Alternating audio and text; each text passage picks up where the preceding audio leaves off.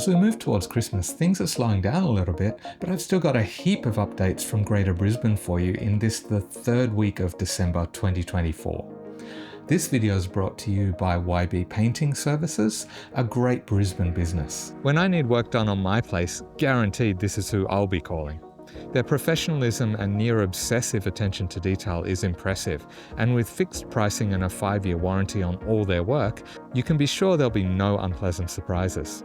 If you're thinking of having some painting done, you'll get a 10% discount as a viewer of the Brisbane Channel. Scan this QR code to find out how you can claim your 10% discount when you book with YB Painting, or click the links in the video description. But let's get to the updates. Last week, the Kangaroo Point Bridge finally opened, and this week's update brings news about plans relating to future green bridges in Brisbane. Originally, 5 bridges were announced by Brisbane City Council in 2019. 2 are now completed, the Kangaroo Point Bridge and the Breakfast Creek Bridge. Of the remaining 3, we now know that only 1 will actually be built.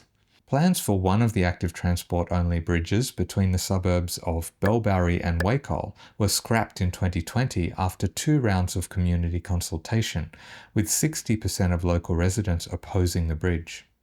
That leaves 2 of the original 5, one between West End and Toowong, and another between West End and St Lucia. On the day the Kangaroo Point Bridge opened, Brisbane City Council put out a media release announcing that while the West End to Toowong Bridge would go ahead, with Council opening a business case early next year, the West End St Lucia Bridge would be ditched. The reason given for dropping the bridge from council plans was unexpected cost impacts, including $220 million wiped from the council budget due to the COVID-19 pandemic, over $400 million rebuilding infrastructure after the 2022 flood, a $60 million reduction in infrastructure charges due to the housing crisis, changes to state and federal budget allocations, and a reduction in forecast rates revenue due to investment properties being transferred to owner-occupier properties. And while we're on infrastructure, this week saw an announcement from Brisbane City Council that they're going to be upgrading the drainage in the New Farm area to improve flood resilience in the area. The Elliston Road and New Farm drainage project will include new drainage pipes, connections, and roadside gullies to reduce the risk of localised flooding.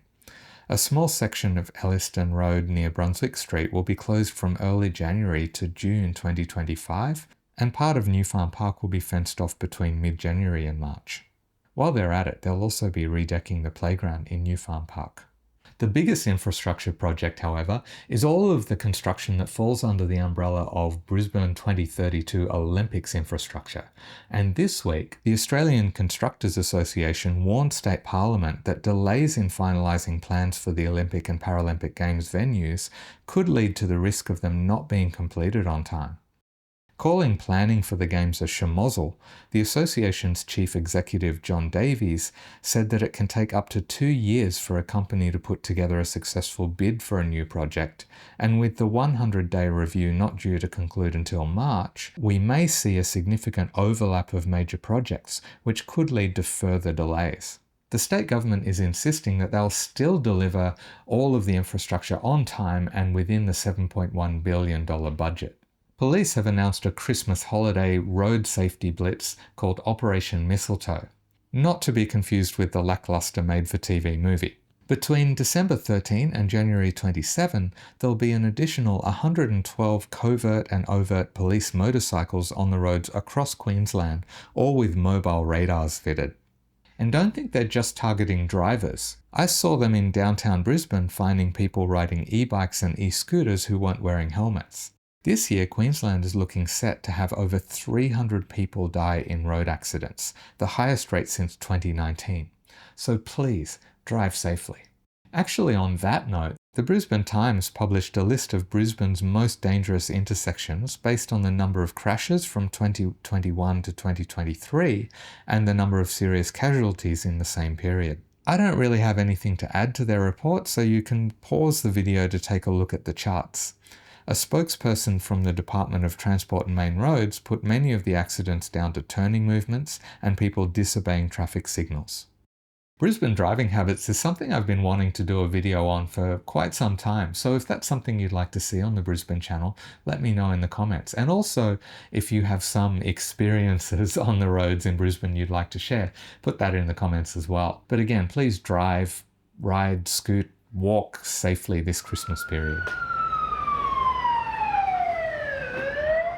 Of course, you probably don't have to worry too much about that if you're taking public transport, but there are some changes that you should know about over the holiday period. Firstly, on the 19th, 20th and 23rd of December, to make it easier for people to do their last-minute Christmas shopping and to coincide with the trading hours being extended to midnight, there will be 50 extra bus services each day to shopping hubs at Indooroopilly, Garden City, Carindale, Chermside and the CBD, running from 7:50 p.m. There'll also be additional services on New Year's Eve to help people travel to and from the fireworks in the city. For the ferries, be aware that there'll be no Bulimba to Tenerife or Kangaroo Point Cross River ferries on Christmas Day. Another festive change by Brisbane City Council is that during the Christmas period they'll be increasing their borrowing limits in public libraries from 20 to 30 items per person. And that's for all of December. Full details of all of the changes to Brisbane City Council services and facilities are on the Brisbane Channel's Community tab. Oh, also, you should know that on the train lines, there'll be major track work starting on the 21st of December that will affect all lines. There will be a lot of track closures from then until the 19th of January, where trains will be replaced by rail buses. While the buses rarely run to the same schedule as the trains, and they may present accessibility challenges to some, the upside is that you don't have to tap your Go card, so you'll save a whole 50 cents for each journey. Yay! I've put a link to the TransLink page in the video description, giving details of all of the track closures. Once again, Bluey made it into one of the Brisbane Channel's updates, and this week it was announced that Bluey's going to have her own feature animated film. It'll be produced by Brisbane film company Ludo in collaboration with BBC Studios, and Disney will release it internationally in cinemas in 2027. Moving to other LGAs, Moreton Bay may not have any fireworks along the foreshore at Redcliffe or on Darbee Island to bring in the new year this year. A council spokesperson has said that approval of fireworks is granted on the prerequisite that there is minimal environmental impact, particularly on roosting migratory shorebirds and breeding waterfowl, as well as flying foxes and other wildlife. Fireworks are also banned for 3 hours either side of high tide. In Ipswich, garbage collectors held a strike this week, rejecting the 12.75% pay rise offered by council over 3 years. Around 30,000 bins were not collected, and it's expected there'll be further disruptions to the service without a resolution. And now, news from Redland City. This week, a new mental health centre opened in Cleveland. It will offer free, immediate and accessible mental health support to anyone in need, with no requirement for Medicare cards or GP referrals. Also this week back in Brisbane, a new perinatal mental health centre opened at Greenslopes Hospital, offering psychological services for both men and women who are expecting or new parents. While there will be no out-of-pocket costs, people taking advantage of the service will need a referral from a GP and be eligible for a mental health care plan. To everyone watching, have a Merry Christmas, and I'll see you in 1 week with one more Greater Brisbane update for 2024. See ya.